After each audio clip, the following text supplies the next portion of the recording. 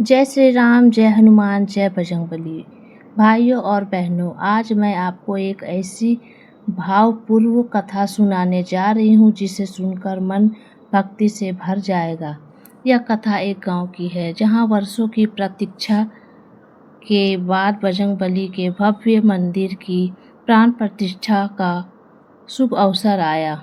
गांव के हर घर में उत्साह था। किसी ने मंदिर को फूलों से सजाया, किसी ने रंगोली बनाई, कोई भजन की तैयारी कर रहा था, कोई प्रसाद बनाने में लगा था।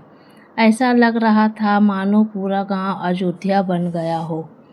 प्राण प्रतिष्ठा के एक दिन पहले गांव के आचार्य जी ने कहा, कल सुबह सभी माताएं और बहनें सिर पर मंगल कलश लेकर पवित्र नदी से जल लेकर आएंगी।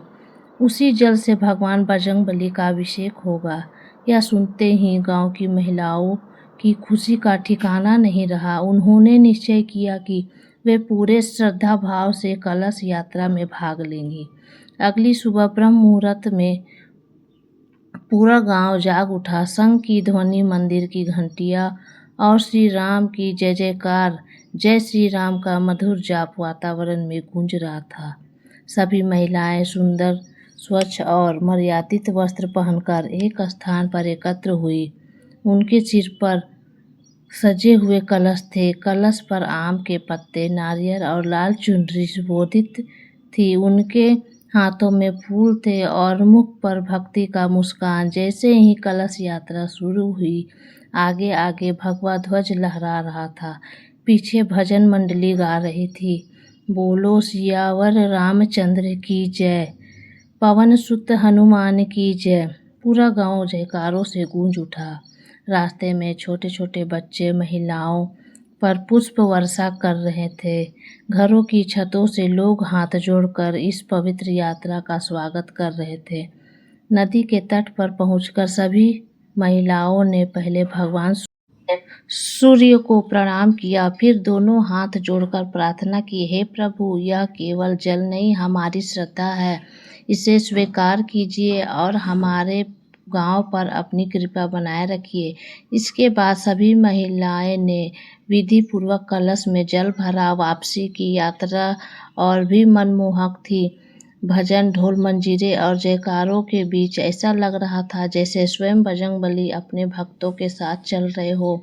जब कलश मंदिर पहुंचे तब आचार्य जी ने वैदिक मंत्रों के साथ भगवान बजरंगबली का अभिषेक प्रारंभ किया। पवित्र जल भगवान के विग्रह पर अर्पित किया गया। पूरा वातावरण वैदिक मंत्रों से गूंज उठा। फिर वह शुभ घड़ी आई जिसका सभी को इंतजार था। वैदिक मंत्रों के मध्य भगवान बजरंगबली की प्राण प्रतिष्ठा संपन्न हुई। तभी सभी भक्तों ने हाथ जोड़कर भगवान का दर्शन किया। अनेक लोगों की आंखों में भाव विभोर होकर आंसू निकले।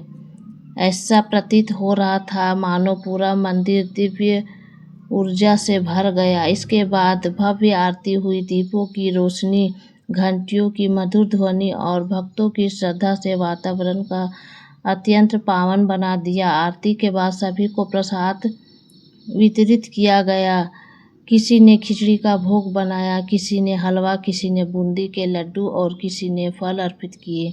उस दिन गांव के हर व्यक्ति ने एक संकल्प लिया, हम केवल मंदिर बनाकर ही नहीं रुकेंगे बल्कि अपने जीवन को भी भगवान श्री राम और बजरंगबली के आदर्शों के अनुसार बनाने का प्रयास करेंगे। कहते हैं जहाँ भगवान का नाम, सेवा, प्रेम और एकता होती है, वहाँ सुख, शांति और समृद्धि स्वयं चली आती है। इसलिए यदि आपके क्षेत्र में भी किसी मंदिर की प्राण प्रतिष्ठा या कलश यात्रा का अवसर मिले तो उसे श्रद्धा और सेवा और विनम्रता के साथ उसमें सहयोगी बने। यही सच्ची भक्ति है। बोलिए पवन पुत्र हनुमान की जय, संकट मोचन बजरंगबली की जय जय।